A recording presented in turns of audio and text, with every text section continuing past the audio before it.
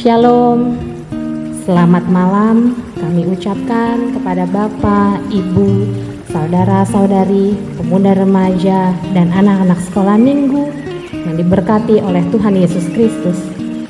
Apa kabar? Semoga kita semua dalam keadaan sehat, walafiat, dan bahagia selalu.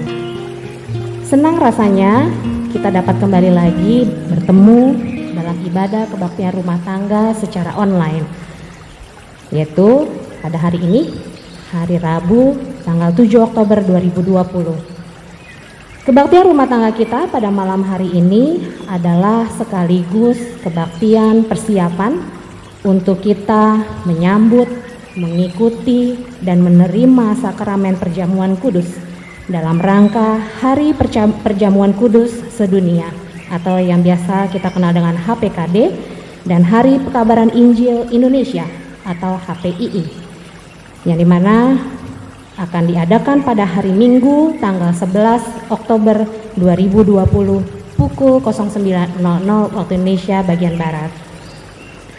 Pada kebaktian rumah tangga malam hari ini akan dilayani oleh Bapak Pendeta Ruswanda STH Min bersama dengan majelis jemaat yang ikut ambil bagian. Dan kita akan menggunakan tata kebaktian dan juga renungan yang telah dibagikan pada hari Sabtu yang lalu. Besar harapan kami jemaat dapat turut ambil bagian dalam kebaktian persiapan sakramen perjamuan kudus ini. Tentu bukan hanya karena sebagai rutinitas belaka, akan tetapi adalah suatu kerinduan yang tak tertahankan untuk dapat bertemu dengan Tuhan melalui kebaktian rumah tangga pada malam hari ini. Jemaat yang dikasihi oleh Tuhan Yesus Kristus, perkuatkanlah intensitas pertemuan kita kepada Tuhan agar kita dapat terus kuat berjalan bersama dengan Tuhan di tengah-tengah masa pandemi COVID-19 ini. Selamat beribadah, tetap semangat, tetap berkarya di dalam Tuhan, dan tetap jaga kesehatan dengan terus menerapkan 3M, yaitu selalu memakai masker, rajin mencuci tangan, dan tetap menjaga jarak. Tuhan Yesus memberkati kita sekalian. Amin.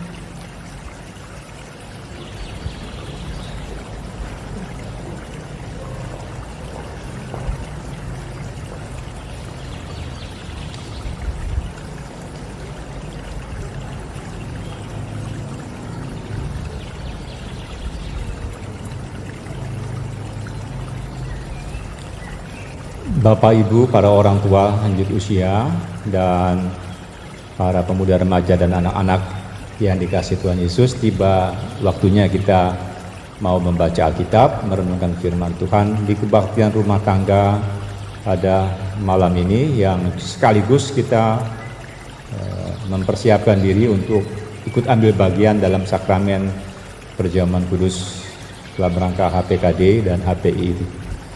Membaca Alkitab kita dari surat Paulus kepada jemaat di Filipi. Filipi pasal 3 ayat 10 sampai 14. Ya, mari kita buka Filipi pasal 3 ayat 10 sampai 14. Sebelum kita membaca Alkitab kita serta merenungkannya, kita berdoa. Kita mohon Roh Kudus memimpin kita. Kita berdoa. Bapa kami yang di sorga, Bapa yang kami muliakan dalam Yesus Kristus, Juru Selamat kami mengucap syukur Tuhan, oleh karena malam ini kami jemaat Tuhan GKP Tanjung Barat boleh kembali beribadah dalam kebaktian rumah tangga kami, sementara waktu kami beribadah di rumah kami masing-masing, dan biarlah itu tetap menjadi kemuliaan buat nama Tuhan dari rumah tangga kami. Tuhan Yesus, kami bersyukur Tuhan malam ini juga dalam kesempatan kebaktian rumah tangga kami jemaat Tuhan hendak mempersiapkan diri untuk mengikuti Hari Perjamuan Kudus Sedunia dan Hari Pekabaran Injil Indonesia yang kami akan selenggarakan pada Minggu 11 Oktober nanti. Berkati semua Tuhan supaya kebaktian kami ini benar-benar menjadi kemuliaan nama Tuhan Yesus saja, dan terus menumbuh kembangkan iman kami supaya kami semakin setia kepada Tuhan Yesus. Tuhan, pakai hamba-Mu untuk menyampaikan firman-Mu. Dalam nama Tuhan Yesus kami naikkan doa kami. Amin. Filipi pasal 3 ayat 10 sampai 14. Saya baca buat kita semua. Yang ku kehendaki ialah mengenal Dia dan kuasa kebangkitannya dan persekutuan dalam penderitaannya, di mana aku menjadi serupa dengan Dia dalam kematiannya, supaya aku akhirnya beroleh kebangkitan dari antara orang mati. Bukan seolah-olah aku telah memperoleh hal ini atau telah sempurna, melainkan aku mengejarnya, kalau-kalau aku dapat juga menangkapnya, karena aku pun telah ditangkap oleh Kristus Yesus. Saudara-saudara, aku sendiri tidak menganggap bahwa aku telah menangkapnya, tetapi ini yang kulakukan. Aku melupakan apa yang telah di belakangku dan mengarahkan diri kepada apa yang di hadapanku, dan berlari-lari kepada tujuan untuk memperoleh hadiah, yaitu panggilan sorgawi dari Allah dalam Kristus Yesus. Demikianlah firman Tuhan. Berbahagia kita yang mendengar dan yang melakukannya. Jemaat yang dikasihi Tuhan Yesus, di kalangan orang-orang Kristen, maksud saya Protestan, dikenal dua sakramen. Ada sakramen baptisan kudus, ya, bisa untuk anak, bisa untuk orang dewasa. Sakramen yang kedua, perjamuan kudus. Saya percaya bahwa kata baptisan, perjamuan kudus, ya, dengan kegiatannya kita sudah mengerti, ya. Banyak orang Kristen mengerti apa itu baptisan kudus, apa itu perjamuan kudus. Tetapi apakah semua orang Kristen tahu apa arti sakramen? Ya, tadi saya bilang di kalangan Protestan dua sakramen itu kita kenal, baptisan dan perjamuan kudus. Ya, apa arti sakramen kudus? Jangan-jangan banyak orang yang nggak tahu itu, ya, apa sih sakramen? Ya.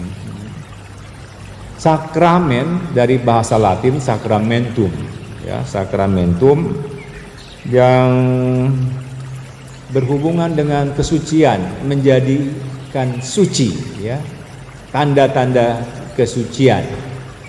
Ya, dalam perjamuan kudus, ya, ada tanda-tanda, misalnya yang kita kenal yaitu roti dan anggur, ya, itu tanda-tanda suci, roti dan anggur. Yang selanjutnya memang ada kata materai, tanda dan materai, ya, ya, materai itu yang berhubungan dengan kesucian itu. Jadi kalau roti sama anggur kan bisa saja kita punya beli sebanyak mungkin, ya, bisa, tapi dalam sakramen roti dan anggur itu materai, tanda-tanda suci yang dihubungkan dengan keselamatan yang kita peroleh melalui kematian dan kebangkitan Yesus Kristus. Jadi memang nggak sembarang kita ikut sakramen, karena ini penghayatan kita terhadap kematian, pengorbanan Tuhan Yesus dan kebangkitan untuk keselamatan kita. Ya, sakramen itu keselamatan yang Tuhan karuniakan kepada kita, ya, melalui kematian dan kebangkitan Tuhan Yesus. Itu kita bisa lihat di tata gereja kita tahun 2008 dan seterusnya yang masih kita miliki. Ibu bapak dan saudara-saudara dan anak-anakku, jadi mengikuti perjamuan kudus. Jadi Pak Pendeta bicara soal perjamuan kudus, ya, karena memang di KRT ini sekaligus kita sedang mempersiapkan diri tadi mau ikut ambil bagian dalam perjamuan kudus sedunia. dalam mengikuti perjamuan kudus ya, kita harus menyadari beberapa hal ya. Misalnya bahwa perjamuan itu gereja lakukan karena memang gereja diingatkan sendiri oleh Kristus supaya melakukan hal itu ya. Misalnya saudara-saudara, Bapak Ibu dan anak-anak, di Injil Lukas 22 ayat 19 ya, Yesus yang melakukan perjamuan malam ya, nanti baca ya. Jadi ada perjamuan malam yang juga menjadi bagian yang kita ikuti, yang Yesus lakukan itu perjamuan. Waktu Yesus setelah melakukan perjamuan malam bersama murid-muridnya, di situ ada pesan juga yang Yesus sampaikan ya, perbuatlah ini menjadi peringatan akan aku ya. Nanti di surat Paulus mengingatkan juga, perjamuan itu tuntutan Tuhan supaya kita melakukannya untuk mengingat apa yang Tuhan sudah lakukan untuk menyelamatkan kita ya.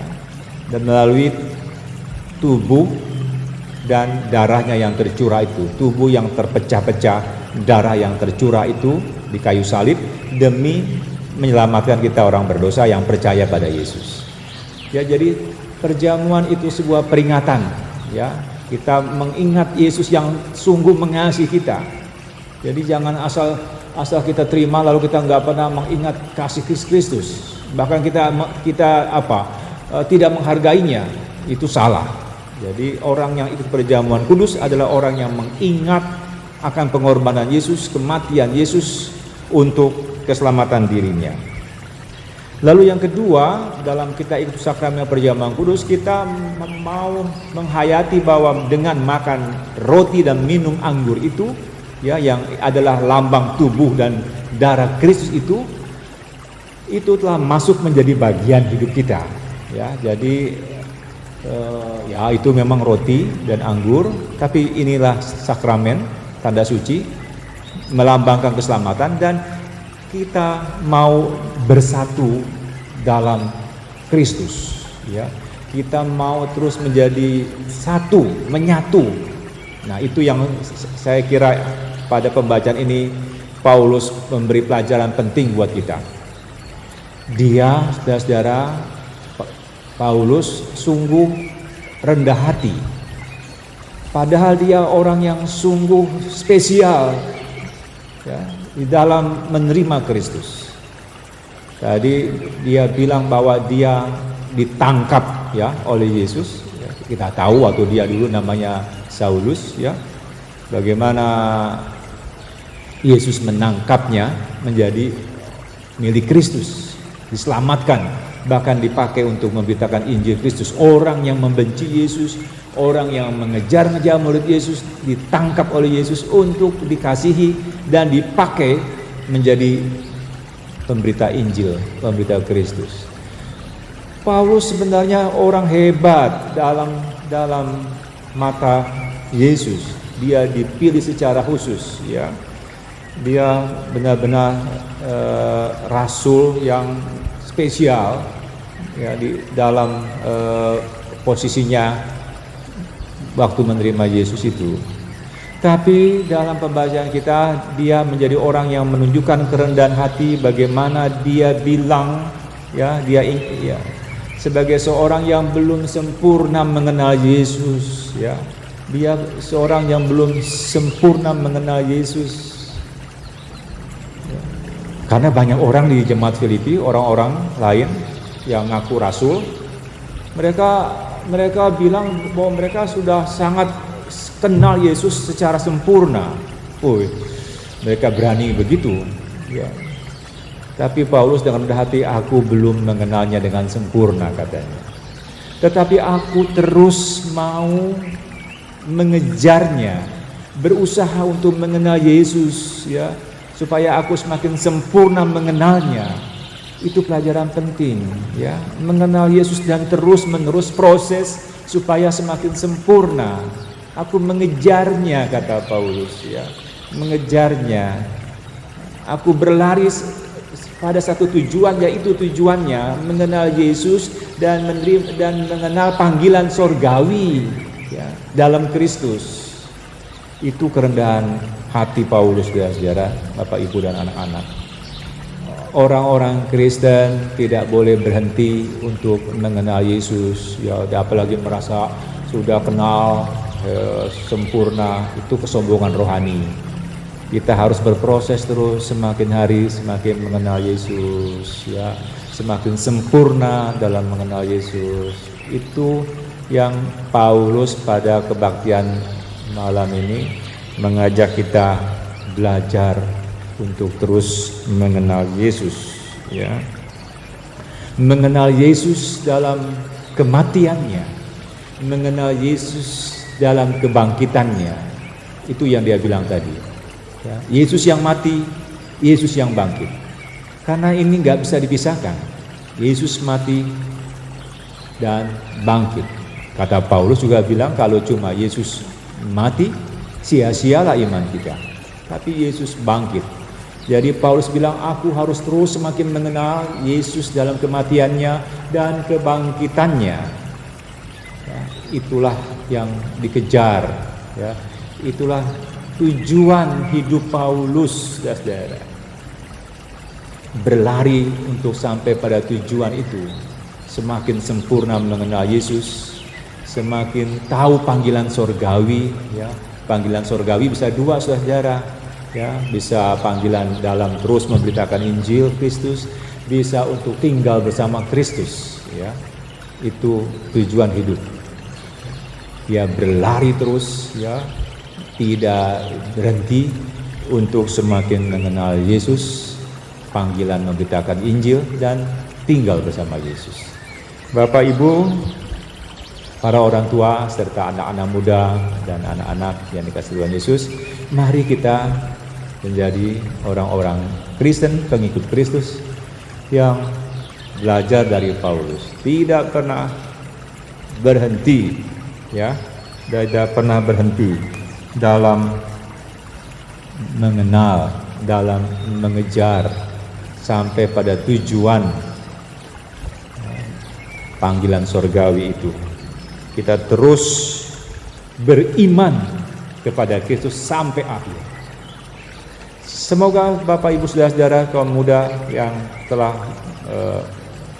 mempersiapkan diri dan diikutsertakan dalam perjamuan kudus, mari kita mengikuti perjamuan kudus tidak sekedar rutinitas tadi kata Ibu Majelis, tapi sesuatu yang bermakna. Bermakna itu kita menjadi murid-murid Yesus, pengikut Kristus yang terus berproses untuk semakin sempurna seperti Yesus, ya. Haruslah, ya, kamu sempurna, kata Yesus, sama seperti Bapamu yang di sorga adalah sempurna. Sempurna dalam mengerti kehendak Kristus. Ya, semoga perjamuan kudus yang kita ikuti bagian dari proses kita untuk semakin mengenal Bapa di sorga itu. Dan panggilan sorgawi, ya, pada waktunya Tuhan memanggil kita sungguh memang mengenal Kristus dan Dia menunggu kita. Saudara, Tuhan memberkati kita dan selamat mempersiapkan diri mengikuti perjamuan dengan Tuhan Yesus. Tuhan memberkati kita. Amin.